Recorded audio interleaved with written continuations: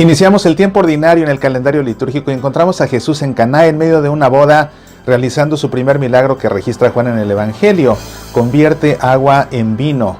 Un pasaje verdaderamente fascinante desde un punto de vista bíblico, y aquí en Pasión por el Evangelio vamos a desmenuzarlo para hacer un análisis bíblico exhaustivo de este texto que leemos el domingo en la Santa Misa. Quédate con nosotros.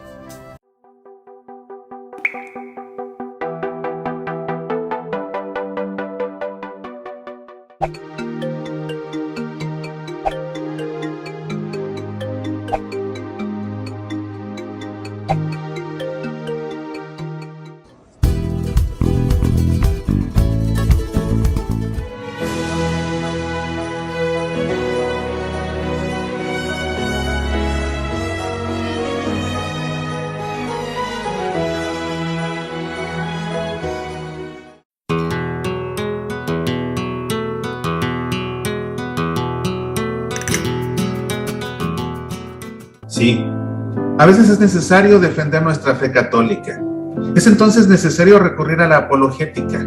Pero cuando no se sabe apologética, se cae en la trampa de defender la fe agrediendo a quienes no la comparten, apabullando a quienes no piensan igual y peor, tratando de demostrarles lo equivocado que están para demostrarles que quien está en lo correcto soy yo. No, eso no es hacer apologética. El propósito de la verdadera apologética es ayudar a quien no comprende la verdadera fe a entenderla, para que llegue a la única verdad revelada por Dios y pueda a través de esa verdad cultivar una plena relación con Dios, Padre, Hijo y Espíritu Santo. Pero es imposible compartir la verdad de nuestra fe, incluso defenderla cuando nosotros mismos no la conocemos o comprendemos. Por eso te invito a inscribirte al curso de apologética que estoy impartiendo a través de Internet, con la autoría y producción del apologeta católico José Miguel Arraiz. Juntos exploraremos en 12 lecciones estos temas: introducción a la apologética, las imágenes sagradas, la comunión de los santos, Biblia, magisterio y tradición, el papado, la sucesión apostólica, la justificación, la Santísima Trinidad, la Eucaristía, el cielo, el infierno y el purgatorio, el bautismo y el canon de la Biblia. El curso es en línea, puedes inscribirte en cualquier momento y tomar las lecciones en tu tiempo y a tu ritmo. Inscríbete en el sitio semillasparalavida.org/apologética. Medita, aprende, apasionate por nuestra fe.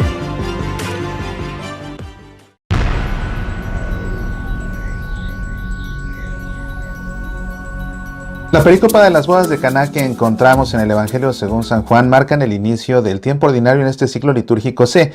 El ciclo litúrgico C nos enfocamos principalmente en la lectura del Evangelio según San Lucas. Sin embargo, el Evangelio según San Juan lo vamos insertando a través de los 3 ciclos litúrgicos, y esta es una de las ocasiones en que lo hacemos. Es así que Jesús inicia su vida pública en el Evangelio según San Juan, y es así que nosotros también en este ciclo litúrgico C vemos a Jesús iniciando su vida pública también. Vamos a hacer la lectura del Evangelio y después vamos a hacer el análisis bíblico para terminar como acostumbramos con un momento de oración. Te invito a que antes que otra cosa nos pongamos en presencia del Padre y del Hijo y del Espíritu Santo. Amén. El Evangelio nos cuenta lo siguiente: se celebraron unas bodas en Caná de Galilea y la madre de Jesús estaba allí. Jesús también fue invitado con sus discípulos. Y como faltaba vino, la madre de Jesús le dijo: no tienen vino. Jesús le respondió: mujer, ¿qué tenemos que ver nosotros? Mi hora no ha llegado todavía. Pero su madre dijo a los sirvientes: hagan todo lo que él les diga. Había allí 6 tinajas de piedra destinadas a los ritos de purificación de los judíos, que contenían unos 100 litros cada una. Jesús dijo a los sirvientes: llenen de agua esas tinajas. Y las llenaron hasta el borde. Saquen ahora, agregó Jesús, y lleven al encargado del banquete. Así lo hicieron. El encargado probó el agua cambiada en vino, y como ignoraba su origen, aunque lo sabían los sirvientes que habían sacado el agua, llamó al esposo y le dijo: siempre se sirve primero el buen vino, y cuando todos han bebido bien, se trae el de calidad inferior. Tú, en cambio, has guardado el buen vino hasta este momento. Este fue el primero de los signos de Jesús, y lo hizo en Caná de Galilea. Así manifestó su gloria, y sus discípulos creyeron en él.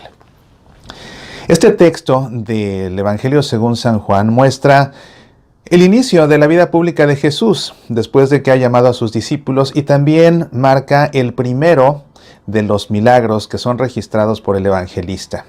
Milagros que de hecho considera más bien signos, y esto lo veremos en un momento. La perícopa que leemos en esta ocasión claramente es la de la boda en Caná.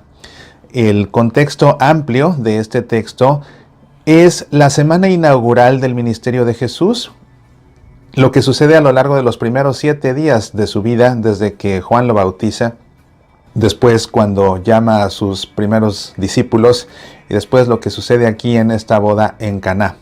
El contexto inmediato, es decir, la perícopa anterior y la perícopa posterior, bueno, justo antes nos encontramos a Jesús llamando a sus discípulos, y después nos encontramos la purificación en el templo, que en el Evangelio según San Juan no tiene lugar al final de la vida pública de Jesús cuando llega a Jerusalén, después de que entra triunfalmente en la Semana Santa, sino que en el Evangelio según San Juan es uno de los primeros actos que realiza Jesús, la purificación en el templo. En el Evangelio según San Juan encontramos a Jesús 3 veces en Jerusalén, y en la primera de ellas lo encontramos limpiando el templo, pero ese es un tema para otra ocasión.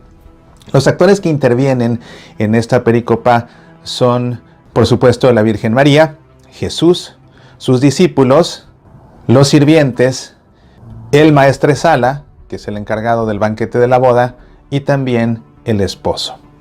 Y cada uno de ellos juega un papel importante en esta historia, principalmente María y Jesús, y resulta muy interesante porque el relato nos habla acerca de una boda, y si te fijas, de los que menos se nos habla en esta boda es de los novios.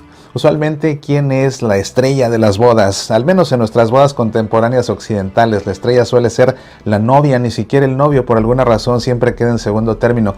Bueno, pues en este relato que nos habla acerca de una boda, la esposa o la novia ni siquiera figura. Más bien el que aparece, y como de refilón, es el esposo ya al final del relato. ¿A qué se debe esto? Bueno, este relato no es un relato biográfico, y con esto no te asustes, no quiero decir que es un relato que inventó el evangelista, no.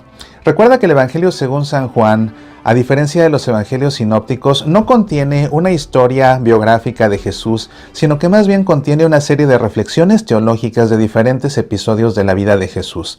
Así, pues en una ocasión Jesús fue convidado a un banquete de bodas, sucede lo que sucede aquí, pero la forma como esto está expresado en el Evangelio no es ya tanto el recuento anecdótico de lo que sucedió en Caná en aquel banquete de bodas, sino que más bien es una reflexión teológica de lo que sucedió en ese banquete de bodas. Y de esta manera no se le puede dar a este texto una lectura meramente biográfica, sino que más bien se le tiene que dar una lectura simbólica para poder leer realmente el mensaje que quiere comunicar el evangelista a partir de este evento que tuvo lugar en la vida de Jesús cuando un día en Caná pues fue invitado a un banquete de bodas y sucedió lo que nos es referido. Te propongo que vayamos analizando versículo a versículo el texto de esta perícopa, porque vamos a ir viendo detalles muy interesantes. Y mira, seguramente que cuando tú has escuchado este relato, probablemente en la misa, verás tú que los sacerdotes tienden a dar una lectura pastoral a este texto. Es decir, ellos hacen una reflexión de este texto y tratan de darle una aplicación a nuestra vida de fe. Es muy común por esa razón que, dado que se trata de una boda, fíjate, aunque no se mencionan los novios, como te digo, solo al novio y como que de refilón al final, es muy interesante ver cómo se suele de este texto de la boda de Caná pues sacar reflexiones matrimoniales, ¿no? Y resulta muy interesante eso. Desde un punto de vista pastoral, podemos decir que es válido. En cuanto a retiros matrimoniales, no se parten las reflexiones precisamente de aquí, de las bodas de Caná. ¿Cuántos peregrinos no van a Tierra Santa y van a Caná y ahí renuevan sus votos matrimoniales? Sin embargo, lo que sucede aquí en este texto, tal como nos es referido por el evangelista, en realidad no tiene tanto que ver con el matrimonio de un hombre y una mujer, no. Es otra vez una lectura simbólica la que se le tiene que dar a este texto de por sí simbólico para poder entender realmente el mensaje. Y vamos a hacer aquí no una reflexión pastoral, vamos a hacer aquí un análisis exegético, un análisis bíblico estricto para ver qué podemos ir encontrando. Lo primero que encontramos aquí en este texto dice que se celebraron unas bodas. Fíjate, ya el contexto es muy revelador porque las bodas son, a fin de cuentas, el banquete de bodas acaba por ser la fiesta humana por excelencia, una fiesta siempre de gran gozo, pero una fiesta en la que se celebra ¿qué? Se celebra la unión de un hombre con una mujer que dejan de ser dos para hacerse uno. Lo que se celebra en una boda, a fin de cuentas, es la alianza entre un hombre y una mujer, y lo que se festeja en las bodas es precisamente esa alianza. Bueno, pues este acontecimiento tiene que ver precisamente en este contexto, en el contexto de la celebración de la alianza entre un hombre y una mujer. Por esa razón es que del gozo tan tremendo que se tiene en una boda, y por la razón también de que se establece esta alianza entre un hombre y una mujer que se hacen uno, que desde el Antiguo Testamento pues siempre se ha tratado de entender la relación del hombre con Dios precisamente a través de una relación nupcial. Y es por esto que el banquete de bodas acaba por ser un símbolo de la alianza que Dios pacta con su pueblo. Una alianza que tiene precisamente el propósito de que vivan juntos y que uno aporte y el otro también aporte de regreso.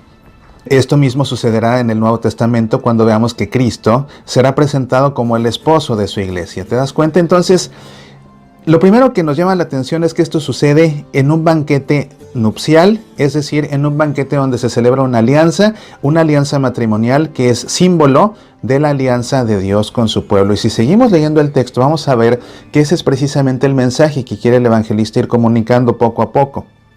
Dice aquí que se celebraron unas bodas en Caná de Galilea. No lo confundas con Canaán. No es la tierra prometida, es Caná. Se trata de un pueblito a 13 kilómetros al norte de Nazaret, un lugar muy diferente. Es muy común que la gente se confunde y diga las bodas de Canaán con N al final y con doble A. No, esto es en Caná de Galilea, a 13 kilómetros al norte de Nazaret. Y la madre de Jesús estaba allí. Bueno, encontramos a María, pero fíjate aquí que no es referida a ella como María, no es nombrada María.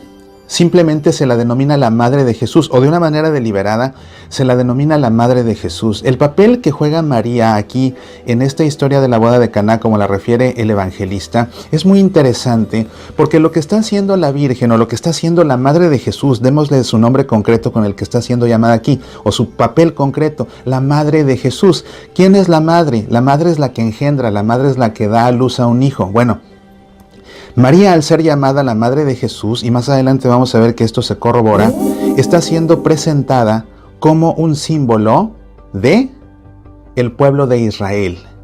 El pueblo de Israel que sirve de cuna ¿a quién? Al Mesías. Esto es muy importante. El pueblo de Israel sirve de cuna al Mesías. Podemos decir que el pueblo de Israel, el pueblo de Dios, dio a luz al Mesías. Entonces aquí esta madre de Jesús, que es María, sí, esta madre de Jesús está siendo un símbolo de ese pueblo de Dios que da a luz al Mesías. ¿Y para qué se da a luz a ese Mesías? ¿Qué viene a establecer el Mesías? El Mesías viene a establecer una nueva alianza. ¿Dónde sucede todo esto? En el contexto de un banquete de bodas, que se celebra en la boda una alianza entre un hombre y una mujer, que es símbolo de la alianza entre Dios y su pueblo. Entonces no perdamos de vista eso, la idea de la alianza.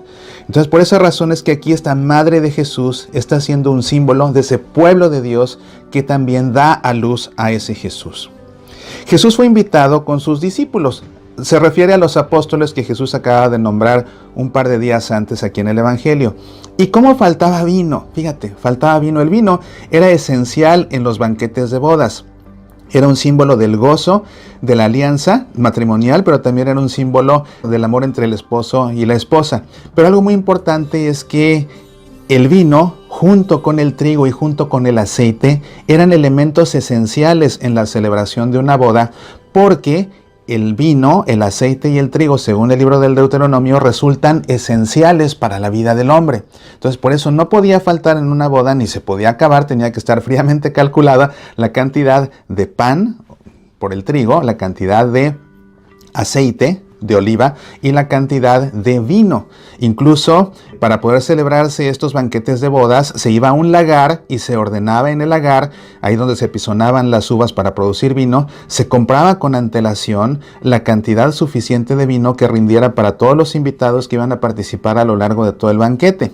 Era este el vino el que se estaba consumiendo en esta boda, pero se les termina. Y curiosamente, quien se da cuenta que este vino se termina no es el maestresala. El maestresala era el que estaba a cargo de todo el banquete. Él era el encargado de que se sirvieran los platos en el tiempo correspondiente, que no se acabara el vino, que se sirviera oportunamente, que fuera de buena calidad, él lo degustaba o lo cataba antes de que se sirviera. Y quien se da cuenta es precisamente la Virgen. Y dice aquí, y como faltaba vino. Ahora, fíjate, este vino que falta no solamente es un símbolo de ese amor entre el hombre y la mujer, ni resulta solo esencial al banquete de bodas, sino que además el vino desde el Antiguo Testamento es un símbolo ¿de qué? Es un símbolo del banquete mesiánico y es un símbolo de la alianza de Dios con su pueblo también. Fíjate que esto qué interesante, el vino es símbolo de la alianza de Dios con su pueblo, pero también es símbolo del banquete mesiánico. Y esto lo podemos ver en el libro del profeta Isaías. Hay un pequeño apocalipsis contenido en las profecías de Isaías que dice lo siguiente, una parte de este apocalipsis dice así: preparará el Señor para todos los pueblos en este monte un convite de manjares enjundiosos, un convite de vinos generosos, manjares sustanciosos y gustosos, vinos generosos con solera. Y aquí vemos cómo este vino es precisamente ese símbolo de este banquete mesiánico, pero también era un símbolo de la alianza con Dios y su pueblo. Entonces fíjate qué interesante.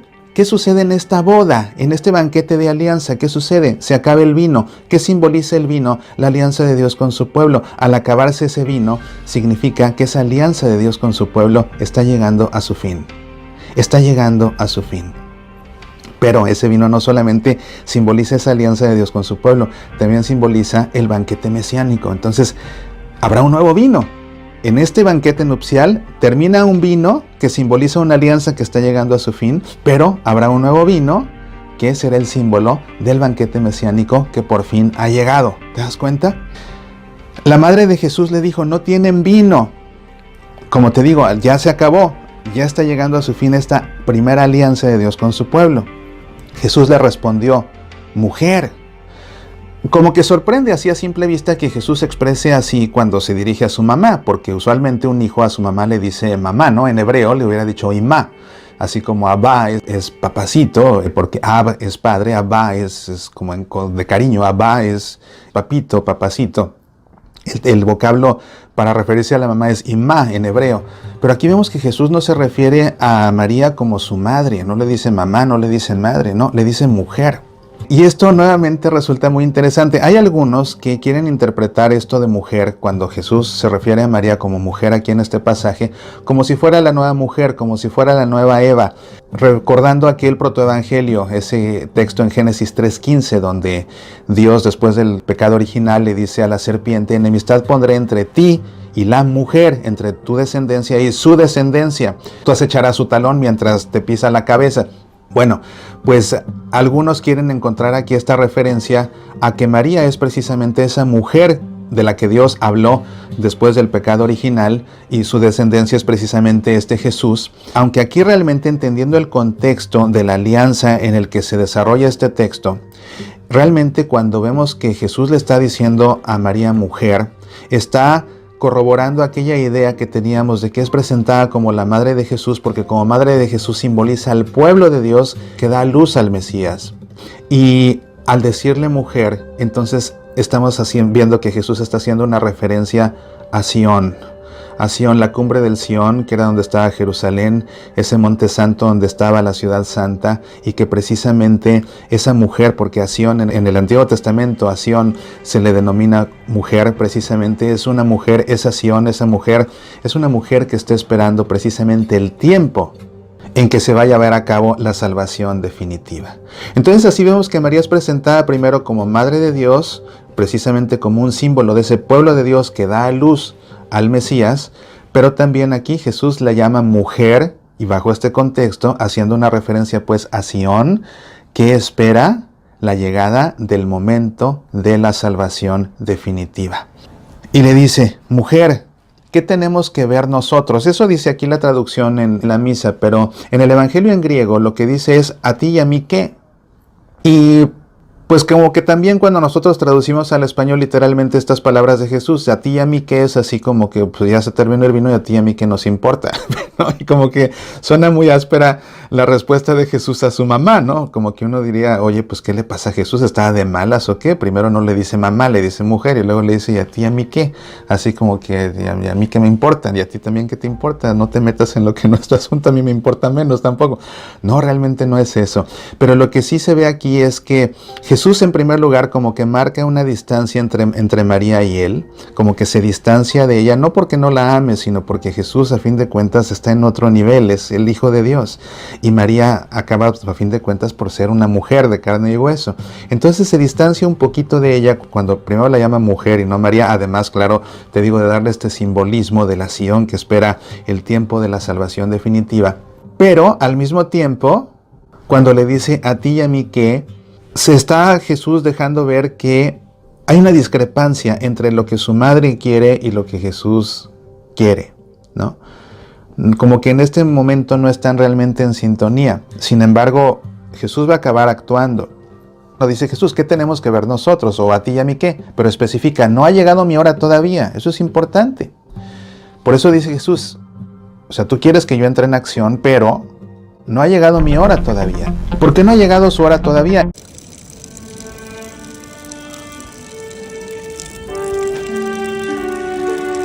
Si estás viendo Pasión por el Evangelio es porque te interesa estudiar a fondo la Sagrada Escritura. Es la razón por la que te invito a que descargues el video de mi conferencia Métodos de Interpretación Bíblica en la Iglesia Católica. En esta conferencia damos un recorrido por diferentes métodos de exégesis bíblica empleados en la Iglesia Católica, tales como el método histórico crítico, la influencia de los textos, la lectura canónica, el análisis semiótico, el análisis narrativo, el análisis psicológico, el análisis retórico y otros más. Esta conferencia resulta imprescindible para seminaristas, sacerdotes, lectores de la Santa Misa, coordinadores de círculos bíblicos, catequistas y todo católico interesado en el estudio de la Sagrada Escritura. Descarga el video en semillasparalavida.org. Medita, aprende, apasionate por nuestra fe.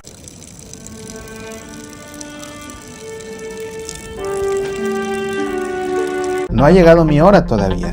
¿Por qué no ha llegado su hora todavía? En el Evangelio según San Juan, la hora de alguien es el momento en el que ese alguien cumple la misión que tiene aquí en la vida. Entonces, cuando Jesús dice que no ha llegado su hora todavía, Él se refiere a la hora en la que llegará el culmen de su misión, que será precisamente su exaltación en la cruz. ¿Y qué va a hacer Jesús en esa exaltación en la cruz? Pues va a derramar su sangre y con esa sangre va a pactar una alianza definitiva. Pero todavía no ha llegado la hora. Todavía no ha llegado la hora. Sin embargo, María de todas maneras dice, pero su madre dijo a los sirvientes, hagan todo lo que Él les diga. Fíjate que no podemos nosotros de aquí deducir que lo que María esperaba es que Jesús hiciera un milagro. Ella simplemente recurrió a su hijo. Nosotros a posteriori, porque ya sabemos el texto, sabemos que Jesús va a hacer un milagro. Y podríamos entonces pensar por eso que la Virgen le estaba pidiendo a Jesús que realizara un milagro. No, la Virgen simplemente le dijo a Jesús, y tenemos que ser estrictos al ir leyendo el desarrollo del texto. María simplemente le dice a Jesús, pues ya se les terminó el vino, ¿verdad? Ni siquiera le dijo haz algo, solamente le dijo ya se terminó el vino. Aunque Jesús entiende el mensaje, bueno, si me estás diciendo es porque quieres que haga algo, pero no ha llegado mi hora. Y de todos modos, María insiste, pero entonces ahora ya no se dirige a Jesús, se dirige a los sirvientes y les dice, hagan todo lo que Él les diga. Pero no está María pidiendo un milagro y no necesariamente lo está esperando tampoco. Lo que sí está haciendo María es pedirle a estas personas que hagan todo lo que Jesús les diga. O sea, les está pidiendo a María plena confianza en lo que Jesús les vaya a decir. Plena confianza. Es lo que pide María, no un milagro a Jesús. Fíjate, María no le está pidiendo un milagro a Jesús. María le está pidiendo a los sirvientes plena confianza en lo que Jesús tenga que decirles, precisamente porque algo va a hacer, ¿verdad? Y ahora, si María responde, no es por pasar por encima de su hijo. María responde porque en la respuesta de Jesús ella sabe que de todas maneras Jesús es capaz de hacer algo. Había allí 6 tinajas. Es muy interesante la cantidad de tinajas. Son 6 exactamente. No son 4, no son 8, no son 14, son 6 tinajas. El 6 es uno menos que 7. El 7 es un número que simboliza la totalidad, es un número que simboliza la perfección. Cuando nos encontramos 6, estamos encontrando uno menos que 7, es decir, estamos encontrando un número de tinajas que simbolizan cierta imperfección. ¿Imperfección en qué? Bueno, Aquí se especifica, había allí 6 tinajas de piedra destinadas a los ritos de purificación de los judíos. Bueno, ¿para qué eran estas tinajas? Para los ritos de purificación. ¿Cuáles eran los ritos de purificación? Eran diferentes. Por ejemplo, cuando se iba a partir el pan en un alimento, en un banquete, en una comida, se lavaban las manos. Y se lavaban las manos por higiene, pero también como un ritual de purificación. También en ocasiones se lavaban la cara. También cuando llegaban las personas de visita se les lavaban los pies. Todas estas purificaciones, que a fin de cuentas eran purificaciones externas, porque eran purificaciones únicamente del cuerpo, de partes del cuerpo, se llevaban a cabo con agua que estaba contenida en estas vasijas. Eran vasijas grandes, eran tinajas, o pues sí, eran recipientes realmente grandes, y ese era su propósito, era conservar el agua que se empleaba para esta purificación. Y nos llama la atención que se especifica aquí, había allí 6 tinajas de piedra, tinajas de piedra. ¿En qué se va a convertir esta agua después? Ya lo sabemos nosotros, se va a convertir en vino. Pero el vino, ¿en qué se conservaba? No se conservaba en tinajas de piedra. El vino se conservaba o bien en vasijas de barro o bien en odres de cuero. Las vasijas de barro, el barro se resquebraja. Las odres de cuero, el cuero se agrieta y se rompe, lo mismo que las vasijas. Es decir, los contenedores tradicionales del vino son contenedores frágiles. Un barro que se puede romper porque se hace poroso, lo que sea, es frágil, se rompe. Lo mismo que una odre que con el paso del tiempo se va cuarteando hasta que se revienta. ¿Ves? Los contenedores acostumbrados del vino son frágiles. Este vino nuevo que Jesús está a punto de dar, no está contenido en recipientes frágiles, sino que está contenido en cántaros de piedra, es decir, en cántaros resistentes, que no se van a romper, de donde el vino no se va a derramar ni se va a perder. Es un vino tan importante que va a estar contenido en estos recipientes de piedra. Pero además, lógicamente, que las vasijas en las que se contenía el vino, o los odres también, pues eran de pequeño tamaño. En este caso, se trata de tinajas, es decir, de recipientes muy, muy grandes. Este vino que Jesús va a dar es demasiado. Incluso se nos especifica aquí, había allí 6 tinajas de piedra destinadas a los ritos de purificación de los judíos, que contenían unos 100 litros cada una. Esta es una traducción medio liberal que se hace aquí en la hojita de la misa, porque realmente lo que dice el Evangelio, algunas traducciones de la Biblia dicen que cada una de estas tinajas le cabían entre 80 y 100 litros de agua. Lo que dice el Evangelio en original es que a cada una de estas vasijas le cabían 2 o 3 medidas de agua. Una medida equivalía a 40 litros. Entonces, si les cabían 2 o 3 medidas, significa que a unas les cabían 80 litros, a otras les cabían 120 litros. Entonces, fíjate, si eran 6 vasijas, ¿qué te parece que estimamos y decimos, bueno, qué tal que a 3 le cabían 2 medidas, o sea, 80 litros? ¿Qué tal que a 3 le cabían 3 medidas, o sea, 120 litros? Entonces, si a 3 le cabían 80, pues ahí tenemos 240 litros, y si a las otras 3 les cabían 120, entonces tenemos ahí, ¿cuánto? 360, ¿no? Entonces 360 litros de 3 más 240 litros de las otras, ¿cuánto da eso? 360 más 240, quítale el número que pensaste, y te da 600 litros. Que a fin de cuentas esos 600 litros, si lo divides entre 6, pues te da 100 litros por tinaja. Bueno, pues entonces aquí lo que dice la hojita está bien, ¿no? O sea, cuando dice le cabían unos 100 litros, pues bueno, ahí tienes. Son unos 600 litros lo que le cabía a estas tinajas. Bastante, o sea, es una cantidad realmente abundante. Para una boda diríamos que es una cantidad exagerada. O sea, imagínate 600 litros de vino, porque es en lo que se va a convertir el agua. 600 litros de vino para una boda es una cantidad realmente exagerada. Pero vamos a seguir leyendo aquí. Dice, Jesús dijo a los sirvientes, llenen de agua estas tinajas. Fíjate qué interesante. Estas tinajas estaban vacías, entonces tienen que ir a traer agua. ¿Y de dónde van a traer el agua? Pues había 2 opciones. O bien la tenían que traer del río, o bien la tenían que traer del pozo. El pozo contenía agua que venía ¿de dónde? Pues que venía de la lluvia. Ya fuera agua de lluvia o ya fuera agua de río, el agua con la que se iban a llenar las tinajas era agua natural, era agua fresca, era agua proveniente ¿de dónde? De la creación de Dios. No era agua que ya estaba contenida en estas tinajas. Fíjate que esto es muy interesante. Jesús va a confeccionar este vino a partir de agua fresca proveniente directamente de la creación, ya sea del río o ya sea de la lluvia del pozo. ¿Ves? Pero no es un agua que ya estuviera ahí, es agua fresca de la creación con la que Jesús va a confeccionar este vino.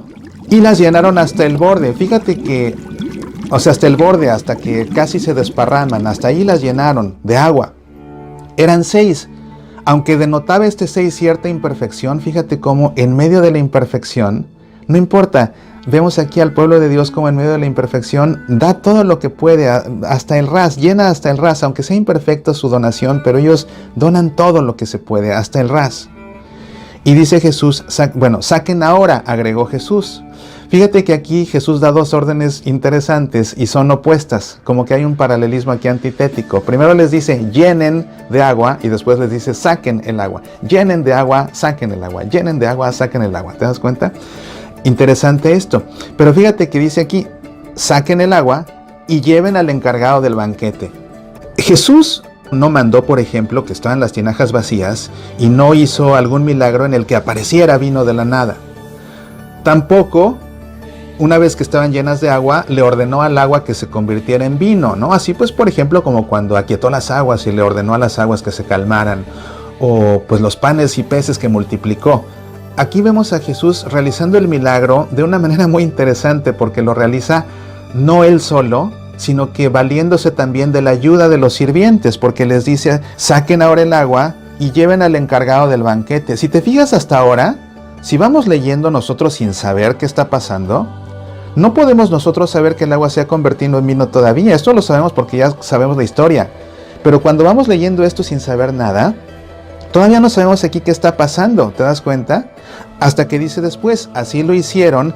El encargado o el maestresala probó el agua cambiada en vino. Es entonces cuando el lector que lee esto por primera vez se da cuenta de que esa agua se convirtió en vino. Hasta un momento atrás no sabía qué estaba pasando con el agua, porque Jesús dijo primero, llenen de agua, después dice, sáquenla, pero resulta que al sacarla se convierte en vino. Y lo estamos sabiendo apenas ahora cuando dice el encargado probó el agua cambiada en vino. Entonces es muy interesante cómo este milagro Jesús no lo lleva a cabo solo, precisa de la ayuda de estos servidores. ¿Ves? ¿Te das cuenta? Servidores que vienen de dónde? Pues que pertenecen al pueblo de Dios también. Y como ignoraba su origen, el maestresala, aunque lo sabían los sirvientes que habían sacado el agua, llamó al esposo. Como te digo, fíjate que es un relato que habla de una boda, pero de los novios no se habla nunca. Y ya al final de la historia el que se menciona es al novio o al esposo y como que de refilón. En realidad esta historia de las bodas de Caná no es la historia de esos novios, sino que es la historia de esta alianza nueva que se está simbolizando. Todavía no se está pactando aquí, porque se pactará hasta que Jesús derrame su sangre en la cruz. Pero aquí este relato de las bodas de Caná es un símbolo de esa nueva alianza. Al acabarse el vino, llega a su fin la antigua alianza. Y ahora el Jesús, al dar este vino nuevo, está simbolizando la nueva alianza que él mismo va a sellar con su sangre. Y todo esto sucede ¿dónde? En el contexto de un banquete nupcial. El banquete nupcial, ¿qué es símbolo de qué? De la relación de amor entre Dios y su pueblo. ¿Te das cuenta? Y el vino decíamos que era un símbolo de ¿qué?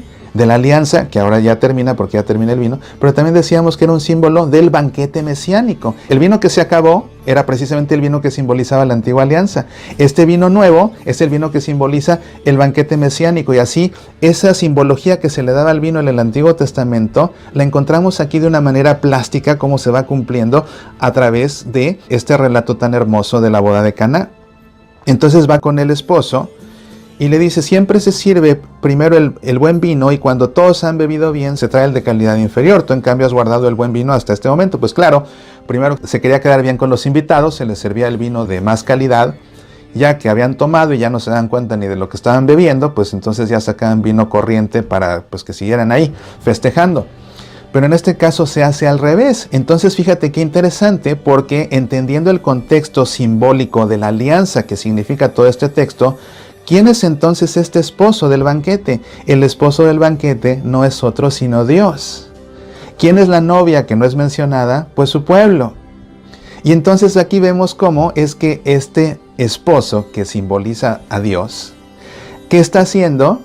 Está haciendo al revés de lo que sucede en las bodas. Primero sirve un vino de menor calidad el de la antigua alianza, y al final sirve el vino de la máxima calidad, que es el vino de la nueva alianza. ¿Y quién es el que trae este vino? El que lo trae es Jesús.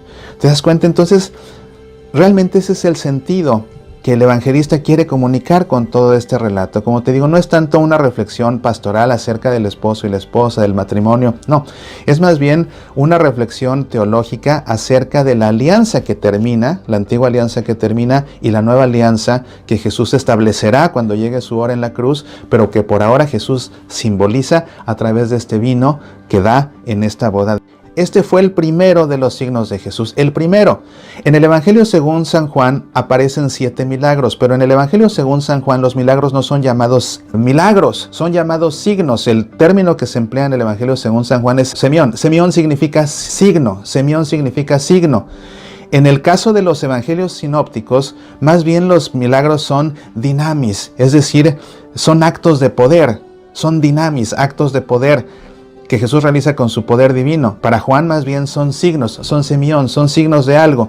En este caso, este milagro del agua que es convertida en vino es un signo de que Jesús es precisamente el Mesías que es dado a luz por ese pueblo de Dios, el Mesías que al darnos este vino nuevo es un símbolo de esta nueva alianza. Y con esto precisamente vemos ya que se está celebrando desde este momento de las bodas de Caná ese banquete mesiánico que esperaba el pueblo de Dios. La salvación por fin está llegando, esa salvación que esperaba Sión, aquella mujer que es representada por María. Dice, este fue el primero, pero cuando leemos en griego, este primero lo podemos entender como que este fue el prototipo de los signos que realizó Jesús. Y sí, cuando vemos los recuentos de los otros milagros en el Evangelio según San Juan, vemos que todos siguen el mismo modelo narrativo que este. ¿Cuál es ese modelo narrativo? Bueno, se presenta una situación, después se pide a Jesús su intervención, después viene su intervención milagrosa o portentosa, después de eso viene la constatación de ese prodigio y finalmente se concluye con un final admirativo. Y así se desarrolla este primer milagro o este primer signo y así se desarrollarán los que siguen. Entonces cuando dice aquí, este fue el primero de los signos, lo podemos entender así, este fue el prototipo de los signos, todos se van a llevar a cabo con esa secuencia narrativa precisamente. Y lo hizo en Caná de Galilea, así manifestó su gloria. Fíjate que esto es muy importante, manifestó su gloria. Este milagro de las bodas de Caná, este milagro es una epifanía de Jesús.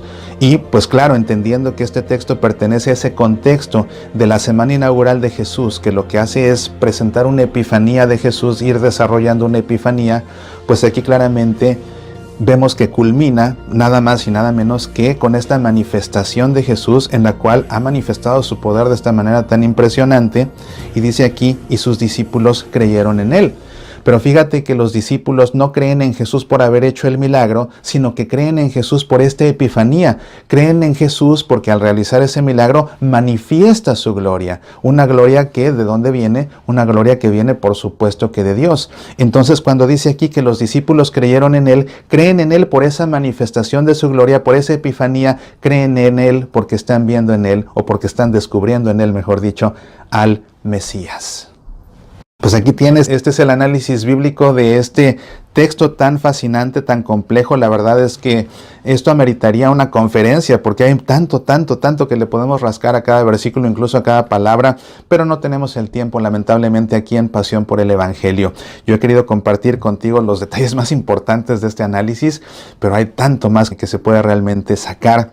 Pero yo confío en que esta explicación te dará luz, te permitirá comprender el sentido de este texto tan hermoso, pero pues sí, indudablemente un texto también muy complicado desde un punto de vista bíblico, pero que resulta fundamental para poder comprender el papel mesiánico de Jesús. Jesús se manifiesta aquí como el Mesías en el contexto de este banquete mesiánico, dándonos ese vino símbolo del banquete mesiánico, símbolo de la nueva alianza que Jesús habrá de sellar cuando llegue su hora al morir en una cruz por nosotros. Pues bien, ¿qué te parece si todo esto que hemos aprendido lo guardamos en nuestro corazón? Y ahora nosotros nos dirigimos a Dios en un momento de oración. Te invito a que por un momento cierres tus ojos, pongas tu mano sobre tu corazón y en tu interior hagas eco a estas palabras. Señor Jesús, queremos darte gracias por tu presencia en medio de la fiesta que es nuestra vida de fe. Sin ti no sería lo mismo. Sin ti nos faltaría lo más importante. Sin ti no tendríamos fuerzas para seguir adelante. Ayúdanos, Señor, a descubrir en tu presencia la huella de tu Padre Dios y a dejarnos transformar por tu mano que siempre es poderosa, por tu palabra que siempre es sabia, por tus caminos que siempre son seguros, por tu mirada que siempre es profunda, por tu Madre María que desea siempre el bien de todos nosotros. Amén. En el nombre del Padre, y del Hijo, y del Espíritu Santo. Amén. Te agradezco mucho que hayas pasado este rato conmigo, reflexionando y aprendiendo juntos acerca del Evangelio. Recuerda que tenemos una cita el próximo fin de semana para seguir analizando los textos del Evangelio que leemos en la Santa Misa. A lo largo de la semana podemos seguir conversando a través de mi programa Semillas para la Vida, que puedes escuchar en tu estación de radio católica o en nuestro sitio semillasparalavida.org. Deseo de todo corazón que a lo largo de esta semana Dios derrame sobre ti todas las bendiciones que necesitas en tu vida, y te invito a que tú mismo seas para los demás una bendición de Dios en su vida. Apasionate por nuestra fe. Este jubileo de la esperanza, mantén viva tu esperanza. Un libro de espiritualidad en tiempos de crisis, escrito por tu servidor Mauricio Pérez. Mantén viva tu esperanza es una buena lectura de apoyo en tu caminar espiritual en este jubileo ordinario. Mantén viva tu esperanza. Pídelo impreso en Amazon, descárgalo en Kindle o escucha el audiolibro en Audible. Mantén viva tu esperanza y medita, aprende, apasionate por nuestra fe.